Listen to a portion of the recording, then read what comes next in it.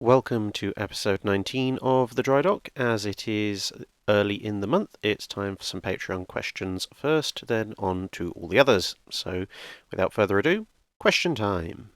Admiral Tiberius asks, what kind of impact would the Montana class of battleships have had on history if even one of them had been completed? So, the Montana class are much more heavily protected, much more heavily armed, and displace more than the Iowas, but they are also significantly slower. So, if such a ship was built, I can see it going almost immediately from construction straight into reserve at the end of World War II. However, it would be very, very popular for the Korean War and the Vietnam War, so I think you'd probably see the Montana activated and the Iowas kept more in reserve because those bombardment missions don't require the high speed of the Iowas, and having that extra turret and the extra protection against potential enemy counter battery fire would look very attractive. So I think you'd see the Montana used a lot more in the shore bombardment role, and that might keep it in service and extend the lifespan of the Iowas because they'd be used less.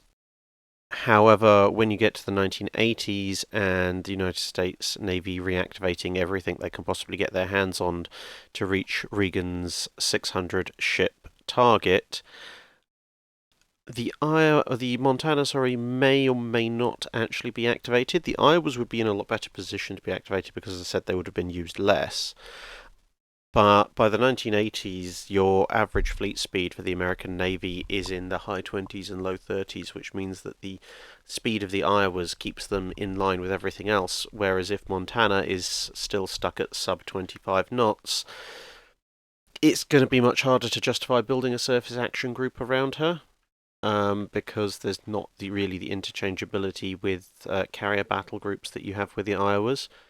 So unless they're throwing absolutely everything they possibly can, and they just make maybe a dedicated amphibious bombardment task force or something like that, the Montana probably would see the end of her service life in the 1980s when they decided it wasn't worth it to recommission her.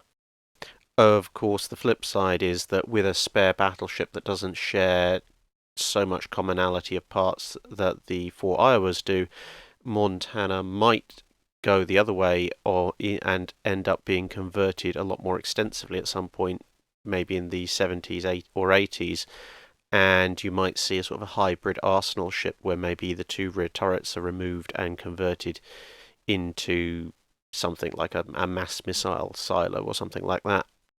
Their overall impact on everybody else for Montana is probably not going to be that much, considering that the Iowas pretty much tick that box already of a big, heavily armored battleship that could pose a threat to your navy. So maybe the Russians will put a slightly more emphasis on heavy anti-shipping missiles, but probably not more than they did knowing the Iowas were around anyway. David Toyne asks, the Daring-class destroyers, were they a destroyer with a culmination of all the lessons of World War II, or a substitute for the light cruiser in the post-World War II era? Well, over on Napalm Ratter's channel, where I did a quick 5-minute guide to the battle class, I actually discussed some of this in a little bit of detail. Basically, the battle class were not redesigned, but two of the ships were designed as extended ships that added a third twin turret to the back to address concerns about the ships not having enough surface gun power. And those ships, designed with the new rapid-fire 4.5-inch turret, basically formed the starting point for what would actually become the Daring class. So from that perspective, the Darings are kind of a very significant outgrowth of the advanced versions of the battle class, except that those advanced versions were never actually built. The materials for the two ships laid down to that specification actually ended up being built as full-on Daring-class destroyers. And the other thing is that the Royal Navy was facing a lot of difficult decisions in the aftermath of World War II. They were obviously having to downsize the fleet dramatically, but new funding was obviously significantly reduced, and they ended up choosing to fund more carriers, carrier conversions, and emphasis on anti-submarine warfare as opposed to the surface warfare fleet, and they viewed light cruisers very much in the realm of the surface warfare fleet, which was taking a bit of a back seat in sort of the 1945 to 1960 period. You also obviously had the larger sort of Neptune and Minotaur class paper designs, which they were looking at, but they couldn't ever get them properly funded, whereas with the Darings they could. So the Darings fulfilled obviously the dual purpose role of being anti-submarine ships and also being able to escort the carrier fleet. So destroyers just looked more attractive because light cruiser, it had a limited role. Yes, it could in theory do some anti-aircraft work, but it was quite expensive, the kind of light cruisers that you were ending up with after the Second World War, and you really didn't want to be trying to do anti-submarine operations with something the size of a Neptune or a Minotaur if they'd ever been built. And with the sort of slight embarrassment of the numbers of, Town, Crown Colony, Swiftsure, etc. class cruisers that the Royal Navy had inherited from the World War II fleet, there just wasn't any real need for a light cruiser at the time. They did obviously, as I said, try to get some bigger ones in, but it was very much a second string compared to getting modern destroyers and aircraft carriers out. Avatar 73 says, can you please talk about the interest that some navies had in high-velocity guns and their accompanying shells? He says, I know that this was a thing amongst weapons favoured by the Italians and the Soviets, but given the negatives, why were these guns still designed with such high velocity?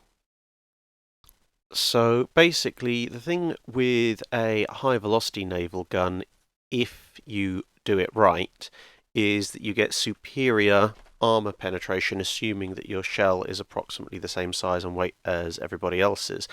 This is why for example, the Bismarck's 15-inch gun actually has quite good penetration, because the Germans also went for the longer barrel, high velocity weapons in their ships of World War II for the most part. Now, obviously, there was the downside of if you stick more powder in the gun barrel, you are going to wear the gun out for quicker, but let's face it, whether you're using low velocity or high velocity guns, you're not going to wear the gun barrel out quickly enough to make a difference in a single naval engagement, so it's more a matter of economy in peacetime. In terms of deck penetration, obviously the higher muzzle velocity means that the arc of the shell is flatter, which means its impact angle is going to be more horizontal, which means it's going to have more difficulty penetrating deck armor at an equivalent range because it's more likely to be skipped off the deck. But at the same time, its impact angle against belt armor is going to be closer to perpendicular, which means that it's going to get, as I say, better armor penetration characteristics just from that, plus the high muzzle velocity, more kinetic energy, etc. Realistically, for the kind of engagements you get up to and including World War II, a good high velocity naval gun is probably qualitatively superior to a similar caliber gun with a similar shell that's firing lower velocity shots.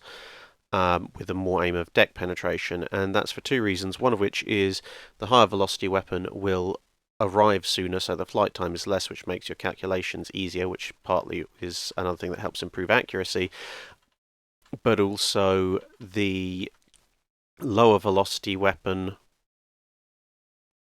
is necessarily going to perform worse against belt armor, and when you look at the ranges that battleships fought even right up to the end of World War II, the level of accuracy you need to actually inflict damage within a realistic number of salvos is such that you're still almost always going to be striking the belt. So if you can get superior belt penetration, then you should go for that over theoretical deck penetration, which only really helps you at very long ranges. And whilst the United States Navy did have a bit of a fascination for theoretical long-range engagements, the simple fact of the matter is the kind of battle ranges they were envisaging never really happened. And, well, with the exception of maybe the Battle of Samar, but there wasn't another battleship to fight the Japanese. But on top of that, kind of as the Battle of Samara actually showed, and as the tests the Americans themselves did showed, even with radar and the most advanced fire control systems in the world at the time, the accuracy at those kind of ranges just wasn't up to spec. The reason the 16-inch 50 caliber on the Iowa is such a good gun isn't particularly because of the use of the super heavy shell, even though that does give it significant deck penetration. It's actually just down to the fact it's a 16-inch 50 caliber gun. If the 16-inch 50 used standard weight shells, it would be classed as a high velocity weapon, and its armor penetration would be ridiculous. And it's that sheer amount of kinetic energy shoving that super heavy shell down range that is the thing that gives that gun such a good armor penetration set. For pure battleship versus battleship combat, to be perfectly honest, I think they could have got done with getting rid of the super heavy shell and just using a standard weight shell, because as we've said at quite a bit of length now, at the kind of battle range you would have expected to fight, it would have had more armor penetration. Not necessarily that you would have needed it against anything other than a Yamato, but there you go. Avatar also has a follow-up question, which is that he says he's heard that the British 15-inch 42 was designed intentionally with a low velocity to take advantage of the effects of plunging fire. Is this true? The answer to that is no. At the time that it was designed, the 15-inch 42, somewhat ironically for the fantastic gun it turned out to be, was very much a rush job. It was very heavily based on the existing 13.5-inch gun that the Royal Navy was arming its super dreadnoughts with, and it was effectively, not entirely obviously, but in some respects it was almost just a slightly bigger 13.5-inch gun. Which goes some way to explaining why it was a 42 caliber weapon, whereas at the time and beyond 45 and to 50 caliber was usually the preferred length of barrel. It wasn't designed intentionally with a low velocity, and it didn't really have a particularly low velocity, especially for naval guns at the time. It was just simply designed to shoot a heavier shell a longer distance. Later on, obviously, with the advent of newer guns, its shorter barrel, did mean that it had a bit more of an arcing trajectory, especially when you gave it superchargers. But this was an unintentional byproduct of the fact that the gun was good enough to last so long, not an artifact of its original design. And that's it for the November Patreon questions. Most of the patrons this last month gone wanted videos done, and you'll see those videos coming up in the next few weeks. So, regular question time. Michael Field asks, how much difference did the Hunt class make when it was introduced to convoy escorts, and also freeing up other types of destroyers for other roles? So, the Hunt class were the Royal Navy version of what our American friends might know as a destroyer escort. So, the Royal Navy had basically taken a look at the situation and gone, right, well, for convoys, using fleet destroyers is pretty pointless. They're designed to run at high speed. They're relatively expensive for what they are, and they have a lot of anti-surface armament, which isn't really very useful against submarines. So it's better to have a separate sort of subclass of smaller ships that will operate well at low speed and are more geared towards the anti-submarine role, so we can free up our fleet destroyers for use in the actual fleet.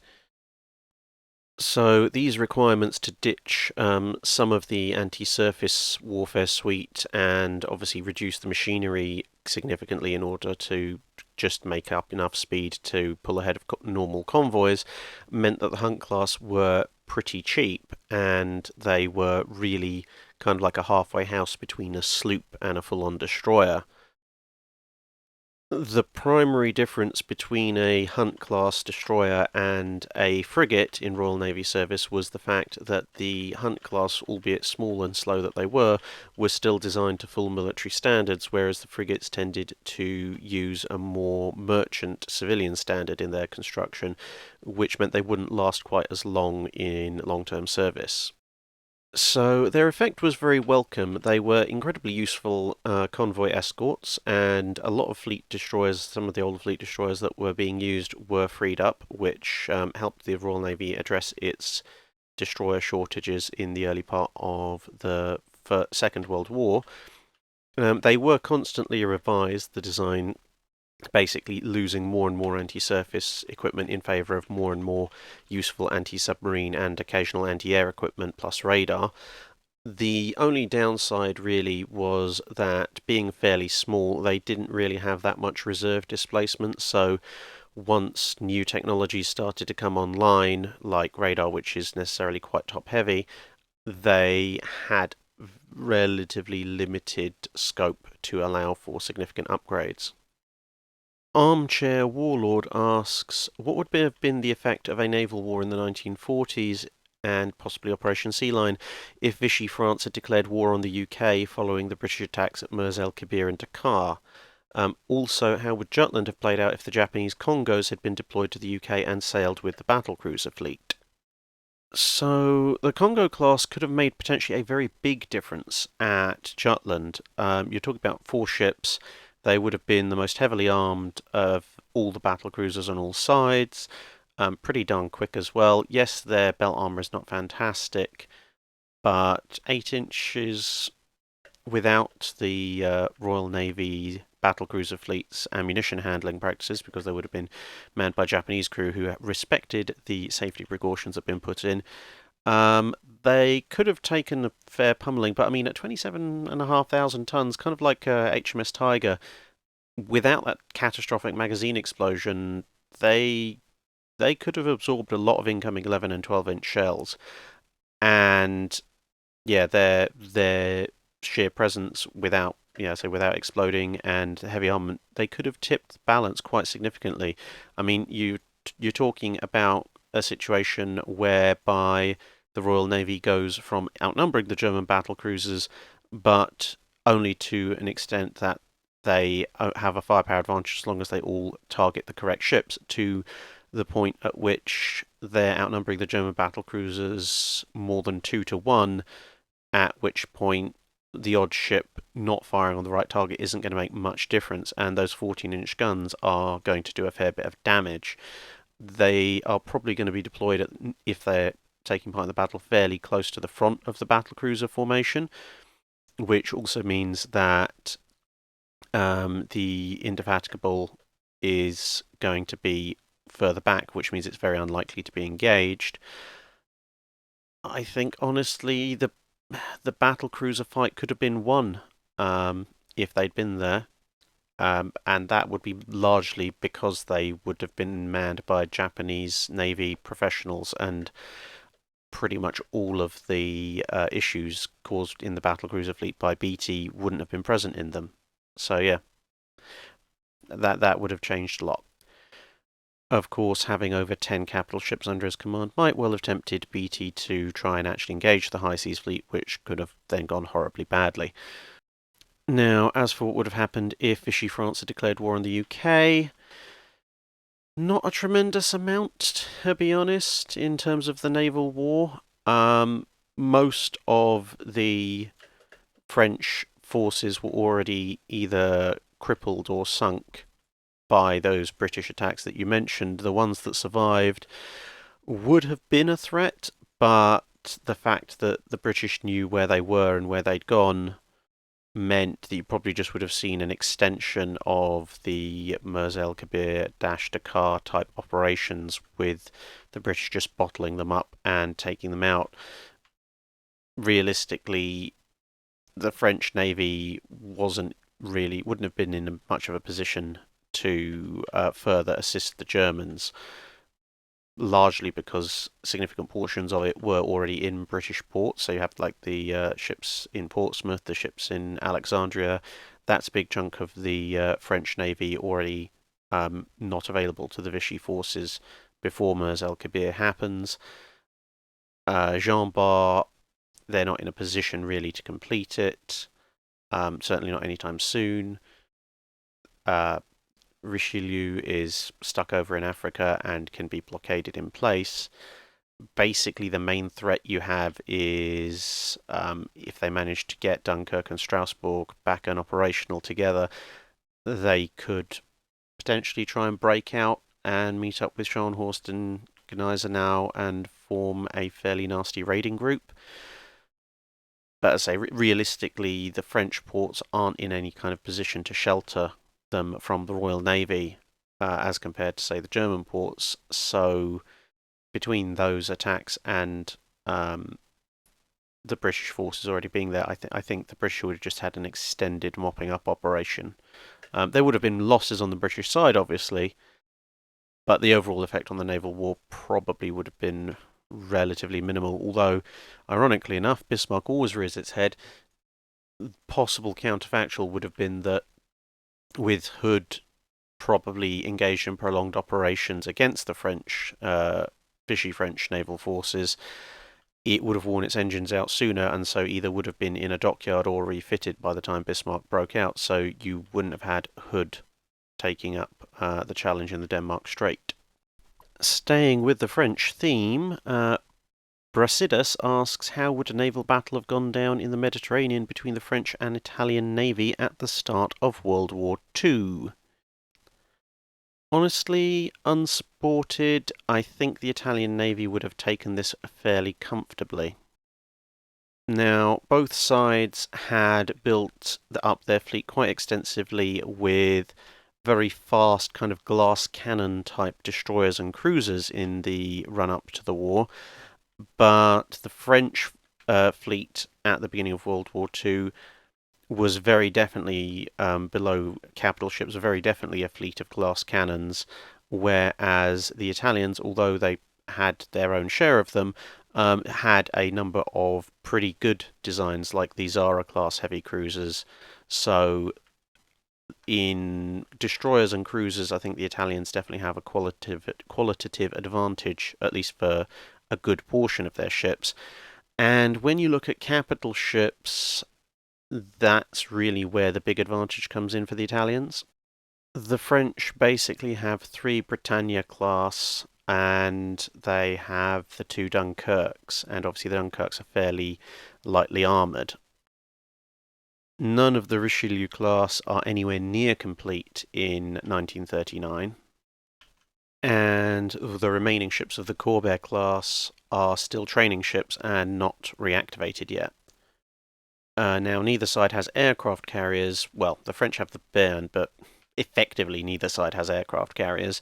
So the French battle line is looking at 3 old World War I era battleships plus Dunkirk and Strasbourg, which are really kind of battle cruisers by their roll speed and armour.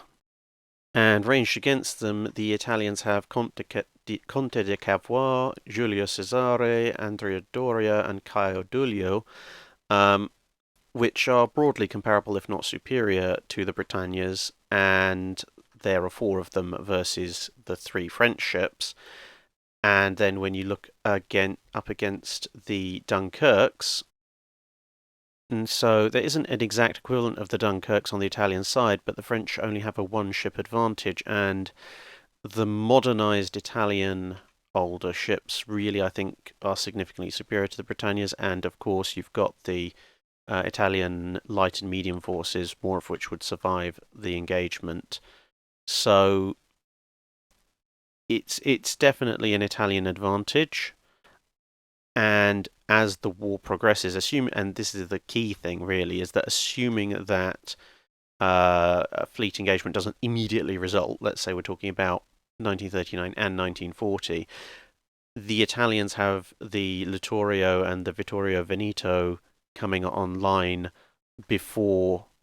significantly before the French have the Richelieu, and that will tip the battle line decisively in the Italians' favour. Even if they, for some reason, wait long enough for the Richelieu to come into service, it's 2 modern, very, very capable 15-inch battleships versus 1, and then the 2 Dunkirks are outmatched at that point. So Italians would win, I think. They were just that little bit ahead. Don Felipe asks a question which actually has been doing the rounds of discussion more recently as well, which is why many German warships, such as the Bismarck, went with 3 propellers instead of 4, especially considering this made them very vulnerable to damage to their rudders, as with Bismarck, whereas it was easier to steer with 4 propellers. There's some suggestion that the German battleships were really more designed along the lines of a 2-screw battleship with a third as almost a redundant unit, although I'm not sure quite how much weight to put on that given the disadvantages of a 3 versus a 2-shaft design. Certainly, they needed to keep the draft of their ships relatively shallow, although they had plenty of beam because the Kiel Canal was a factor in all of their designs. It was kind of almost the inverse of the Panama Canal concerns that the US had, where they couldn't afford to have a very wide ship, but the draft was less of an issue.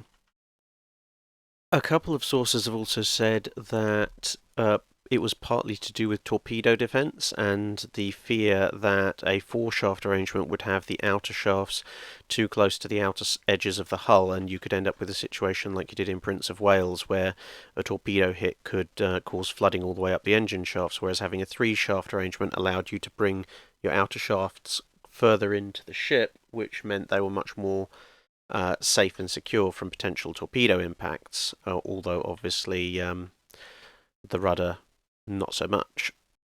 And the last bit of information that I could find said that the German Navy preferred 3 shafts because it saved weight compared to a 4-shaft design, and because of their engine layout being different to British and American and other ships, it meant that the weight of the machinery was better distributed inside the hull for stability. So there's all sorts of reasons given. No more than any 2 or 3 sources seem to actually agree on the particular motivation, but obviously experience showed that there were significant flaws to this layout as well. And on to the Discord questions. Phantom XT asks, how would the North Carolina class fare in its original configuration with 14-inch guns?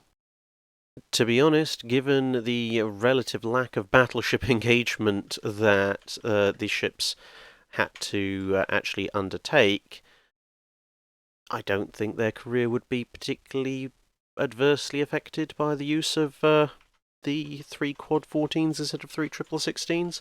I mean, basically the only engagement where it might make the slightest bit of difference would be the USS Washington popping up to save South Dakota from Kirishima. But to be perfectly honest at that point, whether you're using 12 14-inch guns or 9 16-inch guns, given that either one of them would be modern American naval rifles, the Kirishima's pretty much doomed anyway. So yeah, I don't think it would make that much difference. I mean, it might make them marginally more useful for shore bombardment because you can put more shells in different locations, but yeah, without that massive battleship confrontation that everyone was kind of expecting when it was designed, it doesn't make that much odds except for theoretical paper conflicts. Life Beyond Living asks, how would a fight between a Kongo and Modernised Mackensen go? Very badly for the Kongo. The Mackensen in its original format had better or equal protection to the modernised Kongo, and the guns are broadly similar. So, outside of the Congos becoming faster and therefore having the ability to retreat in a straight up gunfight, a modernised Mackensen is going to be significantly better protected than the Kongo, and it's going to, that's assuming the modernised Kongo obviously, the gun power being roughly equal will essentially run into the issue that we've run into in a few of these other ship versus scenarios, which is that the Mackensons will have a range where they can quite comfortably sit and pepper the Congos without the Congos being able to meaningfully breach the Mackenson's belt armour, which basically means the Mackenson's going to get the win, unless the Kongo just uses its superior speed to run away. I don't, and a modernised Mackensen is just going to be better at that, especially if we're talking about World War II era, where it's highly likely the Mackensen will have radar and the Kongo won't. Life Beyond Living says, what would the interwar period be like if the Washington Naval Treaty allowed ships currently ordered to be completed as is? If we go by ships that purely were ordered, the biggest winner out of all this is the Royal Navy, because they get the G3s and the N3s, assuming they can somehow dig up the money to pay for them. The second biggest winners are the United States Navy, because they get the 1920s designed South Dakotas, which are incredibly powerful battleships. The reason they come in second in the who wins is because means they also get stuck with the Lexingtons, which in their battlecruiser forms are giant floating XP bombs. The Japanese, if they get the stuff they actually have ordered, they have a useful and powerful 16-inch battle line with the Amagis and such, but they're relatively underprotected. So going into the Second World War, well, for one thing, to be honest, I can't see the 35,000-ton weight limit surviving in the face of all these 40-plus thousand-ton ships coming around. But anyway, the interwar period is going to be very, very interesting. A lot more ships that we know today are going to get scrapped, because they're probably still going to have to maintain some level of ship limitation numbers-wise. The Japanese Navy is going to enter World War II with a powerful fleet in terms of gun power, but is going to have significant issues withstanding return gun power. The American Navy, well, they're going to get the Washington as well, which is the 4th Colorado. To be honest, I think the Americans are probably going to end up converting the Lexingtons into carriers anyway at some point, purely because they really don't sit anywhere well with their lack of armour, compared to the rest of the battle line that's now headed by these massive South Dakotas. The Royal Navy is going to be an entirely 15-inch plus force. Not any great surprise really there. I can't see them converting the G3s or the N3s. The N3s are too slow. The G3s are too useful to convert. So yeah, going into the World War II, to be honest, I can see something like a Yamato scale arms race breaking out much quicker, because people are going to want to build ships that are significantly superior to the old. And when your baseline is Tosa, N3, and South Dakota, you have to come up with something pretty special. Whatever the Germans come up with for the Bismarck is going to not resemble its historical format in any way, shape, or form. And similarly, the Littorios and the Richelieus are going to be very, very different ships, unless the respective navies want to accept a definitive second place. Benton asks, how were smoke screens deployed? This depends greatly on who's deploying the smokescreen. On very small ships, like say PT boats, motor gun boats, that kind of thing, they had little what they call smoke pots, basically combustible pots, unsurprisingly, full of substances that were designed to burn with relatively little flame but an awful lot of smoke. So they were independent systems that you had to set off specifically for the purpose of covering you for evasion purposes. In terms of actual full-scale warships in the World War I and World War II era, the easiest way of doing it was just to throttle the air supply to the engines. This would result in the fuel not burning completely, and that would end up with copious amounts of thick black smoke all over the place. That's why you see destroyers and cruisers and such, when they lay smoke screens, quite often it's just this huge pall of black smoke. However, the only problem with that was that black smoke tends to rise as it absorbs a lot of heat. So there were other options, including injecting various chemicals directly into the smokestack. And these various chemicals were generally designed to produce thick white smoke, which would tend to hang around on the surface longer and therefore allow for more concealment. Some very specific ships actually had full-on smoke generators on board, which again used specific chemical mixtures independent of the engines to produce smoke, but they tended to be smaller ships, cruisers and destroyers and such. And finally, what I can only assume is a text equivalent of a shocked face asks, I know that almost all ships had some quantity of high explosive and armor-piercing shells aboard, but how often would a captain actually switch between them, and for what reasons? So, yes, most ships would carry HE and AP, although some lighter ships would only carry base-fused and nose-fused HE and no AP. And on some ships, like destroyers, the AP was sort of semi-armor-piercing, not full-on armor-piercing.